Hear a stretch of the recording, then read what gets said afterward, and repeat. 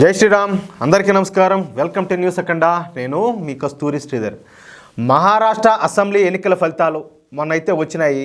ఈ ఎన్నికల్లో మొత్తంగా 288 అసెంబ్లీ స్థానాలకు గాను 132 స్థానాలు గెలుచుకొని భారతీయ జనతా పార్టీ అతి పెద్ద పార్టీగా అవతరించిన సంగతి మనకందరికీ కూడా తెలిసిందే. తరువాత ఏక్నాథ్ షిండే ఈ శివసేన పార్టీ ఉన్నది కదా, 57 స్థానాలు గెలుచుకొని 2వ స్థానంలో ఉన్నది. ఆ తర్వాత అజిత్ పవార్కి సంబంధించినటువంటి ఈ ఎన్సీపీ పార్టీ 41 స్థానాలు గెలుచుకొని 3వ స్థానానికి అయితే చేరింది. ఇక కాంగ్రెస్ సారథ్యంలోనే ఈ ఇండి కూటమి అంటే తెలుసు కదా, కాంగ్రెస్ కూటమి ఈ మహావికాస్ అఘాడి అనే పేరుతో వచ్చింది కదా, వీళ్ళు అందరూ కలిసి కూడా 48 స్థానాలు మాత్రమే వీళ్ళు దక్కించుకోగలిగినారు. దీంతో ఘోరాతి ఘోరంగా ఓటమి పాలైపోయినారు. ఇక ఈ చిన్న పార్టీలు ఇతరులు అందరూ కలిసి ఇండిపెండెంట్లు ఉంటారు కదా, వాళ్ళందరూ కలిసి ఒక 10 స్థానాలను అయితే వాళ్ళైతే కైవసం చేసుకున్నారు. అయితే మహారాష్ట్ర చరిత్రలో ఒక పార్టీ 130 స్థానాలకు పైబడి గెలవడం ఇదే మొదటిసారి. ఆ ఫీట్ను ఈసారి భారతీయ జనతా పార్టీ అయితే సాధించింది.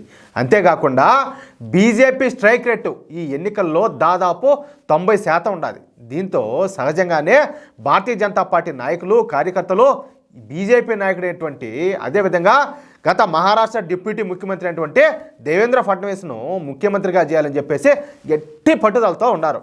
అంతేకాకుండా ఈ ఏక్నాథ్ షిండే శివసేన పార్టీ ఉన్నది కదా, కేవలం 57 స్థానాల దగ్గరే అయిపోయింది. పైగా ఏక్నాథ్ షిండే పార్టీ ఈ స్ట్రైక్ రేట్ ఎంత తెలిసినా 70% మాత్రమే ఉండాలి. దీంతో ఈసారి ఈ ఏక్నాథ్ షిండేను కాకుండా దేవేంద్ర ఫడ్నవీస్ను ముఖ్యమంత్రిగా చేయాలని చెప్పేసి బీజేపీ కార్యకర్తలు నాయకులు గట్టిగా పట్టుబడతారు. అందులో తప్పేం లేదు. అయితే మనకు వస్తున్నటువంటి సమాచారం ప్రకారం ఏక్నాథ్ షిండే కూడా ముఖ్యమంత్రి పదవి కోసం గట్టిగా పట్టుబడతా ఉన్నట్టు తెలుస్తుంది. మొన్నటి వరకు తానే ముఖ్యమంత్రిగా ఉన్నాను కాబట్టి ఈసారి కూడా తనకే ముఖ్యమంత్రి పదవిని కట్టబెట్టాలని చెప్పేసి ఆయన కోరుతా ఉన్నట్టు సమాచారం. ఇక అజిత్ పవార్ కూడా తనకే ముఖ్యమంత్రి పదవి కావాలని చెప్పేసి ఆయన కూడా అడుగుతానంట. నేనేం ఊరికే ఉన్నానా, నాకు కూడా ఇచ్చు కదా అన్నట్టు. కానీ రాజకీయాల్లో ఎవరిని కూడా నమ్మలేం. దేవేంద్ర ఫడ్నవీస్కు గనుక ముఖ్యమంత్రి పదవి ఇచ్చినట్టయితే రేపు ఏక్నాథ్ షిండే కానీ అజిత్ పవార్ కానీ బీజేపీకు హ్యాండ్ ఇవ్వరని చెప్పి నమ్మకం ఏమిలే. అర్థమైందా?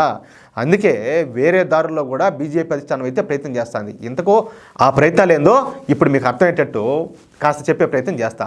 మహారాష్ట్రలో మొత్తం అసెంబ్లీ స్థానాలు 288 కదా, అందులో ప్రభుత్వాన్ని ఏర్పాటు చేయాలంటే బీజేపీకు 145 మంది ఎమ్మెల్యేలు అవసరం అవుతారు. అందుకే ముందు జాగ్రత్తగా మహారాష్ట్రలోని ఈ చిన్న పార్టీలను అదేవిధంగా ఇండిపెండెంట్లను బీజేపీ తన వైపుకి అయితే తిప్పుకుంటుంది. ఈ క్రమంలోనే మహారాష్ట్రలో 2 ఎమ్మెల్యే సీట్లను గెలిచినటువంటి జన స్వరాజ్య శక్తి పార్టీను, అలాగే ఆర్వీఎస్పీ పార్టీ ఎమ్మెల్యే రవి రాణాను, అలాగే ఆర్ఎస్పీ పార్టీ ఎమ్మెల్యే రత్నాకర్ గుట్టేను, అలాగే మరో ఇండిపెండెంట్ ఎమ్మెల్యే అయినటువంటి శివాజీ పటేల్ను బీజేపీ ఇప్పటికే తమ వైపుకి అయితే తిప్పుకునింది. దీంతో బీజేపీ బలం ఇప్పుడు 132 నుంచి 137 స్థానాలకు చేరింది. అర్థమవుతుందా? ఇంకా బీజేపీ ఒకరితో సంబంధం లేకుండా ప్రభుత్వాన్ని ఏర్పాటు చేయాలంటే 8 మంది ఎమ్మెల్యేల మద్దతు అయితే అవసరం అవుతుంది. అయితే జరిగినటువంటి మహారాష్ట్ర ఎన్నికల్లో ఏక్నాథ్ షిండే శివసేన పార్టీకు, అలాగే ఈ అజిత్ పవార్కు సంబంధించినటువంటి ఎన్సీపీ పార్టీకు పోటీకి చేయడానికి సరైన అభ్యర్థులు దొరకపోవడంతో బీజేపీ అభ్యర్థులనే ఏక్నాథ్ షిండే శివసేన పార్టీకి కావచ్చు, అలాగే అజిత్ పవార్కు సంబంధించిన ఎన్సీపీ పార్టీకు పోటీ చేయడానికి బలమైన సరైన అభ్యర్థులు దొరకపోవడంతో బీజేపీ అభ్యర్థులనే ఆ 2 పార్టీల తరఫున పోటీ అయితే చేయించినారు. ఇలా ఆ 2 పార్టీల తరఫున పోటీ చేసినటువంటి బీజేపీ సభ్యుల సంఖ్య 18 మంది అంట.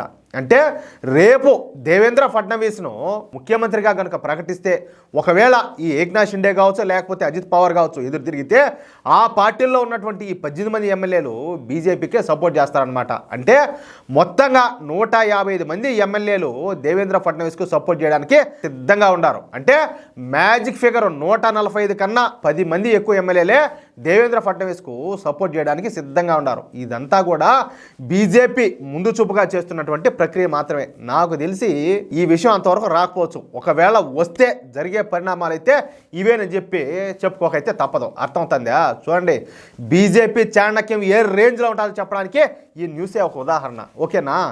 మీకు ఈ న్యూస్ నచ్చితే, అదేవిధంగా నేను చెప్పింది కరెక్టే అని చెప్పి మీరు భావిస్తే ఈ న్యూస్ను నలుగురికి షేర్ చేయండి. అలాగే తప్పనిసరిగా ప్రతి ఒక్కరు కూడా మీ యొక్క అమూల్యమైన అభిప్రాయాలను కామెంట్ రూపంలో తెలియజేయండి. ప్లీజ్. జై శ్రీరామ్.